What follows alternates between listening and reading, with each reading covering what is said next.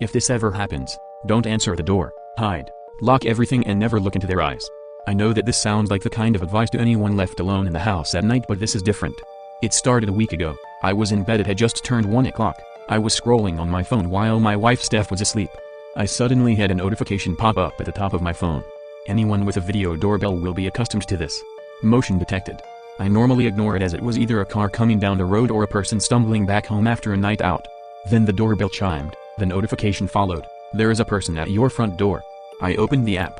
There sure enough was a young woman standing, clinging onto my door frame. I answered, "Hello, can I help you?"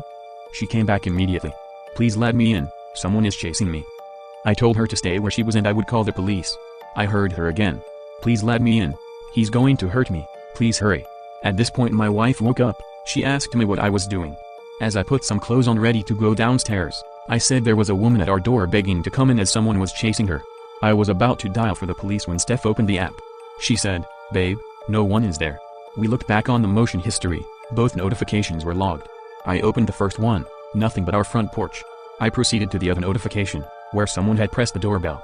There was my front porch, shrouded in darkness, but this time we could hear only my voice. Of course there was no response to my questions. I thought to myself, was I going crazy?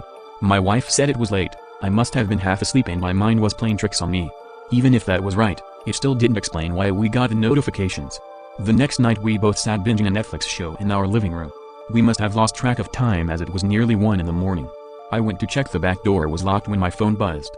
I asked Steph whether she had the same. She had. I opened the app just as it notified me that someone had pressed the bell. We both quickly opened the live view. Stood at our door, a child. The young boy must have been no older than 8. The camera was in night vision, which was black and white. The boy's face glowed, eyes piercing through my screen. I once again answered, "Hello, can I help?" The kid looked up at the camera. "Hi, my daddy broke down just up the road and his phone is dead. Can you please let me in? I need to use your phone." Me and Steph looked at each other. She shook her head at me. I replied to him, "I can call someone out for you or maybe the police can help." The boy then seemed to turn. His voice now had anger to it. "Open the door, I need help. Are you really going to let me stay out here all alone?" His story had changed. I went back after swallowing my own fear. "Stay there, I will get help." This time I called the police. They came around 20 minutes later. By this point no one was around. We had seen the boy walk off around the corner 5 minutes after I had got off the phone. The officers checked our road and the surrounding area. They found no people, not even the odd car driving around. We both tried to show them the app, but obviously, there was nothing there.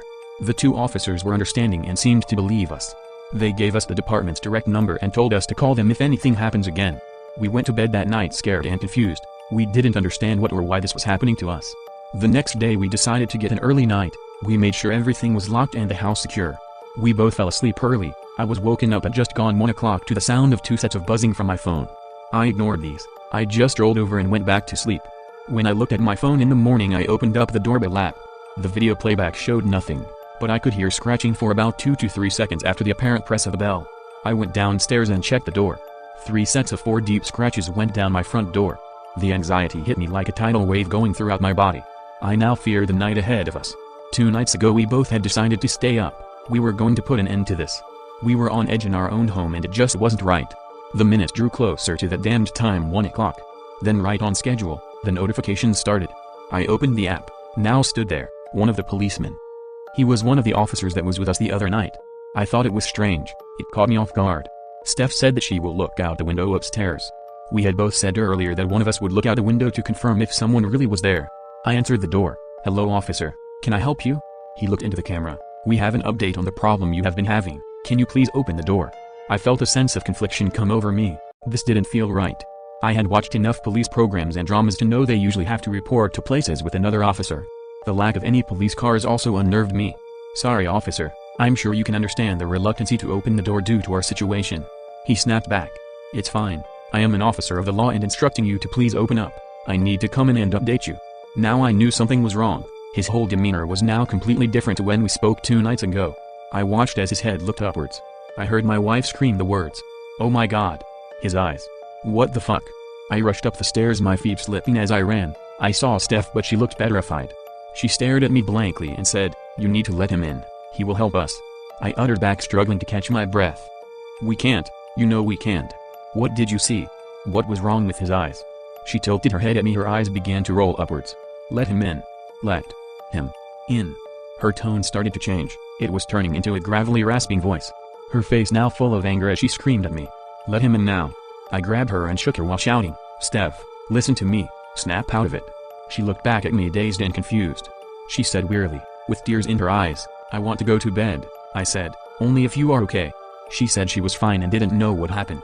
I checked the video feed once more, no one was there. It took me a few hours to fall asleep worrying about what happened to Steph. When I woke the next morning, Steph was gone, her phone and jewelry left on the bedside cabinet. I went downstairs and searched for her but nothing, she wasn't in the house. I called the police department on the number I was given. I spoke to the partner of the policeman that was at my door. I told him everything that happened and that my wife had gone missing. They told me the officer that was stood at my door 8 hours earlier was on leave. He flew out on holiday yesterday morning, it couldn't have been him.